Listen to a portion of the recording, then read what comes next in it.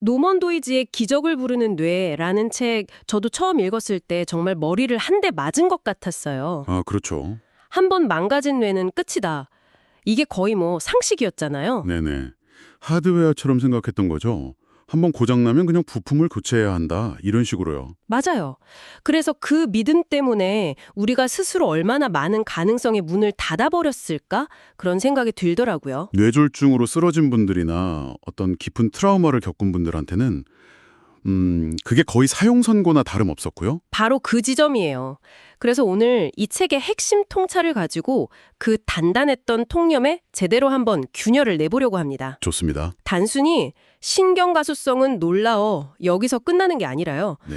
왜 우리는 변화하기 힘든지, 그렇다면 어떻게 해야 진짜 변화가 시작되는지 그 근본적인 원인부터 파고들어 볼 거예요. 아주 좋은 접근입니다. 기적을 이야기하는 게 아니라 막혔던 흐름이 회복되는 구조를 함께 설계해 보는 거죠. 많은 분들이 의지나 노력이 부족해서라고 자책하시는데 사실은 문제의 본질을 좀 잘못 보고 있기 때문일 수 있거든요. 그럼 여기서부터 시작해 보죠.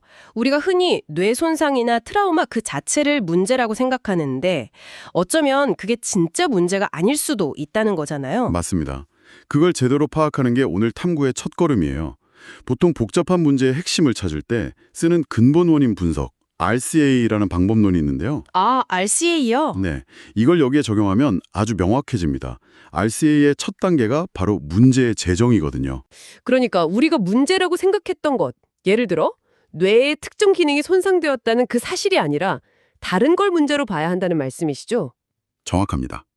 진짜 문제는 뇌의 물리적 손상 그 자체가 아니라 뇌는 한 번 굳으면 절대 변하지 않는다고 믿어온 우리의 고정된 인식 그 자체라는 겁니다. 아, 이 잘못된 프레임이 모든 걸 가로막는 첫 번째 벽인 셈이죠. 와, 그렇군요. 그 예전 관점, as is로는 뇌 손상은 돌이킬 수 없는 상태니까 치료라고 해봐야 뭐 목발을 짚는 것처럼 그렇죠. 보조적인 수단에 그치는 거죠. 네. 대체 수단을 찾는 보상, 컴펜세이션에 머물렀던 거군요. 그렇죠. 하지만 신경 가소성이라는 새로운 관점, 즉 2B는 완전히 다릅니다. 뇌는 조건만 맞으면 스스로 길을 다시 내고 회로를 재배선, 즉 리와이어링 한다는 거예요. 치료의 목표 자체가 바뀌는 거네요. 네, 목표가 보상이 아니라 멈췄던 흐름을 되살리는 회복, 리커버리로 바뀌는 순간이죠. 그 고정된 인식이라는 게 정말 무서운 것 같아요.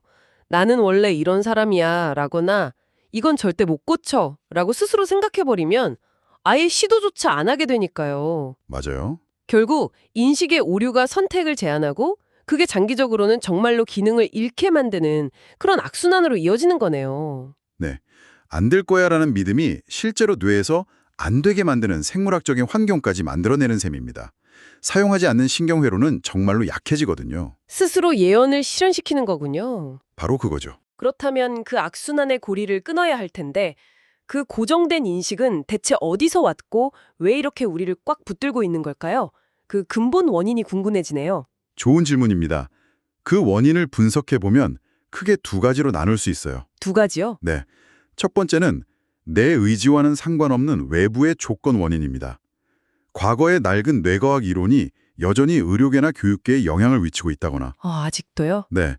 그리고 뭐든 빨리 성과를 내야 하는 사회 시스템 때문에 충분한 시간을 들여 반복하는 훈련은 비효율적이라고 무시당하는 그런 환경 같은 것들이죠. 주변에서 다들 그거 시간 낭비야 안 돼 라고 말하는 분위기. 딱 그런 거군요. 맞습니다. 그리고 두 번째가 더 중요한데요. 바로 우리 자신의 행동 원인입니다. 행동 원인이요? 네. 실패가 두려워서 새로운 시도를 피하거나 이건 어차피 안 될 거야 라고 너무 빨리 포기해버리는 판단. 그리고 가장 결정적으로 뇌의 특정 기능을 아예 사용하지 않으려는 disuse it 습관. 아, 사용하지 않으려는 것. 이 두 가지가 맞물려서 우리를 꼼짝 못하게 만드는 겁니다. 밖에서는 안 된다고 하고 안에서는 안 될 거야 라고 하니 정말 절망적인데요.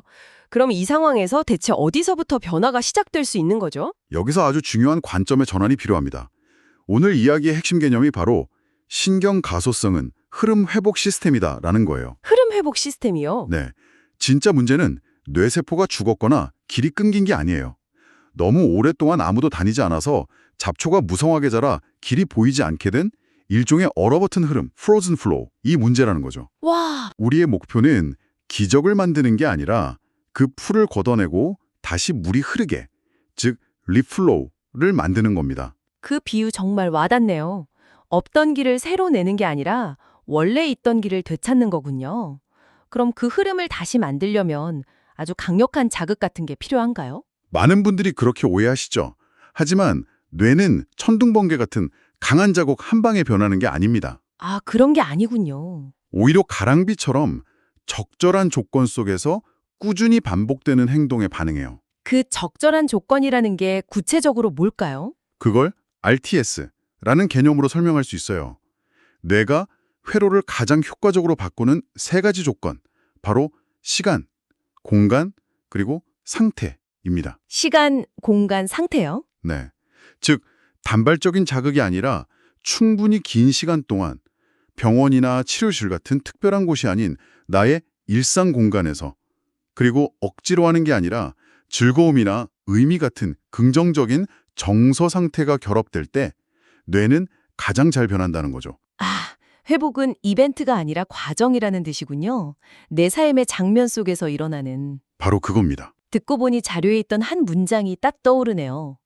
뇌는 언제 끝나라고 묻지 않고 아, 아직도 하고 있네? 라고 알아챈다. 맞습니다. 조급함이 아니라 그저 묵묵히 지속하는 그 시간에 반응하는 거군요. 바로 그겁니다. 뇌는 과정을 기억하거든요. 알겠습니다. 이론은 정말 흥미로운데 이걸 막상 내 삶에 적용하려고 하면 막막하거든요. 그래서 뭘 어떻게 하라는 거지? 이런 질문이 바로 나오죠. 그렇죠. 다행히 보내주신 자료에 아주 구체적인 설계도가 있었어요. 30일 회복 훈련 워크북이요. 네. 여기서 핵심은 30일이라는 기간을 목표 달성 마감일로 보면 안 된다는 점입니다. 아, 그런가요? 월요일에 결심하고 수요일에 포기하는 식의 계획은 뇌에게 아무런 신호도 주지 못해요. 이 30일은 뇌가 새로운 흐름에 익숙해지도록 연속적인 조건을 만들어주는 실험 기간으로 봐야 합니다. 아, 뇌는 주간 계획표가 아니라 환경의 연속성을 읽는다 이 말이군요. 정확합니다. 이 워크북이 4주 과정으로 되어 있던데 각 단계별로 어떻게 진행되는지 좀 설명해 주시겠어요? 물론이죠. 1주차의 주제는 인식 재설정입니다. 나는 고장난 존재가 아니다 라고 선언하는 거죠. 시작부터 강력한데요? 네. 먼저 나는 이건 절대 안 돼 라고 믿어온 것을 목록으로 적어봅니다. 그리고 스스로에게 질문하는 거예요. 이건 정말 불가능한 걸까? 아니면 그냥 너무 오래 사용하지 않은 걸까? 와, 그리고 성공 여부와 상관없이 아주 작게 딱 1분이라도 그 기능을 다시 써보는 겁니다. 목표는 성공이 아니라 지속 그 자체예요. 불가능하다는 그 단단한 믿음에 아주 작은 망치로 금을 내보는 거군요. 그렇죠. 그리고 2주차는 조건 설계 단계입니다. 뇌가 다시 쓰일 환경 만들기. 환경을 만드는군요. 네, 이제 본격적으로 뇌가 좋아하는 환경, 즉 아까 말한 RTS를 만드는 거예요. 매일 같은 시간, 같은 장소에서 15분 정도 훈련할 환경을 만들고 이걸 즐거운 음악이나 차 한 잔 같은 긍정적인 감정과 연결시키는 거죠. 마치 기타를 배우고 싶으면 기타를 그냥 거실 한복판에 꺼내두는 것처럼요. 훌륭한 비유입니다. 여기서 아주 중요한 규칙이 하나 있어요. 규칙이요? 지루해지기 직전까지만 한다. 네, 지루해지기 직전까지요. 네, 뇌가 이걸 힘든 노동이 아니라 재미있는 놀이로 인식하게 만드는 아주 중요한 장치입니다. 세상의 모든 헬스장 트레이너들이 들으면 싫어할 말이네요. 고통을 즐겨라가 아니라 지루해지기 전에 그만둬라라니. 훨씬 해볼만 한데요. 훨씬 지속 가능하죠. 그리고 3주차의 주제는 행동 반복, 부제는 노력하지 말고 누적하라입니다. 노력하지 말고 누적하라. 2단계에선 어제보다 더 잘해야 한다는 생각을 금지합니다. 오직 어제도 했다는 사실만 중요해요. 실패는 좌절의 이유가 아니라 그냥 데이터로 기록할 뿐입니다. 아, 강도가 아니라 빈도에만 집중하는 거군요. 맞습니다. 얼마나 자주 그 행동과 만났느냐에만 집중하는 시기죠. 성과에 대한 압박을 완전히 덜어내는 거네요. 그래야 뇌도 안정감을 느끼고 변화를 받아들일 수 있겠어요. 바로 그겁니다. 그리고 마지막 4주차는 흐름 통합입니다. 주제는 기능이 아니라 나를 회복한다죠. 나를 회복한다. 이제는 할 수 있다는 성취감보다 내 삶의 다른 부분과 이어지고 있다는 연결감을 관찰합니다. 그리고 마지막으로 이 모든 과정을 통해 변화한 나를 위한 새로운 정체성 문장을 한 줄 써보는 거예요. 예를 들면 어떤 게 있을까요? 예를 들면 나는 다시 흐르기 시작한 존재다와 같이요. 와, 정말 잘 짜인 설계도네요.